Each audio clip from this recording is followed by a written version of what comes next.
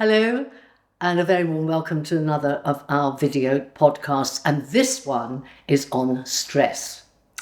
Now, with physical health, we get alerted sometimes to things that are wrong because we have pain. And if pain goes on, we recognize that this is indicative of there's something possibly wrong with us physically.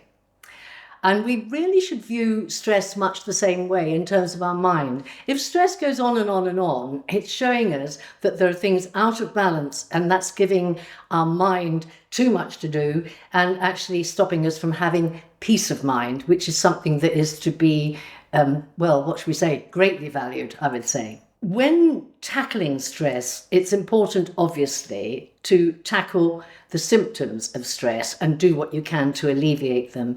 But at the back of your mind should always be, what am I going to do about the situation that is causing these symptoms? Let's look at the symptoms first. There are many, many, many symptoms, but if you are stressed, you're likely to have a dry mouth, clammy hands, racing heart, feeling tight. You might have a feeling that your head is sort of encased in a band and it's just tight and very, very unpleasant. That's a common tension feeling. Constant tiredness because you're battling all this stress, indigestion, quite often a bit of IBS perhaps, tearfulness, poor sleep. That's just for starters. There are so many stress symptoms. Now, some of the ways we try to deal with stress are not ideal. Very frequently, people medicate stress with things like smoking or drinking. Usually they become part of the problem. In other words, you're thinking, oh, when can I have another drink because that'll de-stress me? Or when can I have another drink? Same with cigarettes. One cigarette might solve something for you, but soon you'll be thinking, well, I need another one. I normally don't. Oh, no, I do need another one. And so these are, they're stopgaps at best. They're not going to really get rid of these symptoms for you. In days gone by, doctors would have prescribed you a tranquilizer. That's very uncommon now, simply because they are so addictive. They will sometimes do it if you've got a period of really excessive stress. Maybe you're nursing a partner who's dying or something like that, and you need some chemical help. But mostly they won't. So you can't rely on that as an option.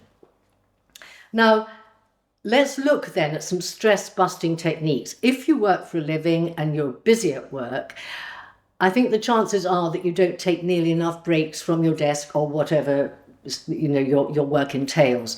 Try to get a breather, just do something else, get up from the desk or walk away from the counter where you're serving, walk around, just try and break up what you're doing and not so you're not in the same position all the time.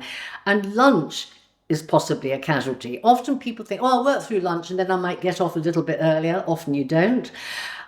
Lunch should not be forgotten. We need fuel. We need time to rethink and reset. And if you go through the day just overdosing on espressos or whatever, you certainly are going to increase your stress, not alleviate it. So think lunch, have lunch. Try, and even if you don't want to eat much, get out and have a walk around. And talking of getting out and walking around, get more fresh air.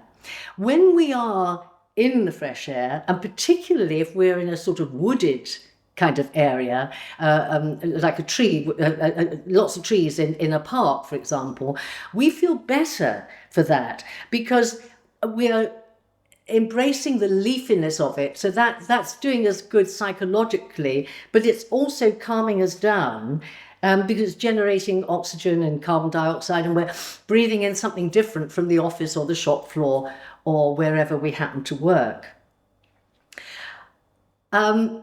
Other simple changes are to just make time to talk to your friends and make time to do some leisure interest that really appeals to you. If you don't, it's just all work or all focusing on the situation you're in, which is causing you stress. Time off to just chat to a friend or to do something different is so valuable. We need to build it in if we're going to try and bring that stress level down. Have an orgasm. Now, did you hear that right? Yes, have an orgasm. Now, the great thing with this is a real good way to bring down, the stress and tension of the day. And actually, you don't even need somebody else to do it with, usually. So just think about this. A little bit of good sex, solo sex, or with a partner, and that's good and satisfying will certainly help you to relax. When I was talking about going out, I also want to say to you that, even if you're in an urban setting, there's usually a river or a park somewhere. So if you can get out and actually have a bit of exercise and a breather in a location that feels more leisurely for you, that will make a big difference to you. Then there's 7-11 breathing. Now, it's going to be quite difficult to demonstrate this and talk at the same time, but basically, this is a way of really calming yourself down. And if you can do about 20 of these breaths, one after another, slowly, you will find that you're calming your racing heart, and you will feel that some stress kind of drifts away from you. So what you're going to do is breathe in for 7 and breathe out for 11. Why? Because you want to empty everything in your lungs before you breathe in again. When we're tense, we go, lots of shallow breathing, and this is to counteract that. So here we go. I'm going to breathe in for 7 and out for 11.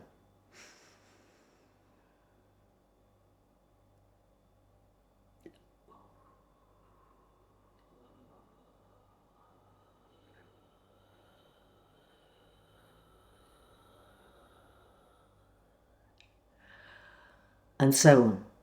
If you do 20 of those, you will feel the benefit. I want to just briefly mention mindfulness. If you look at, I think it was number 4 of these Slimmr video podcasts, there is a mindfulness video, and that is a very good stress buster.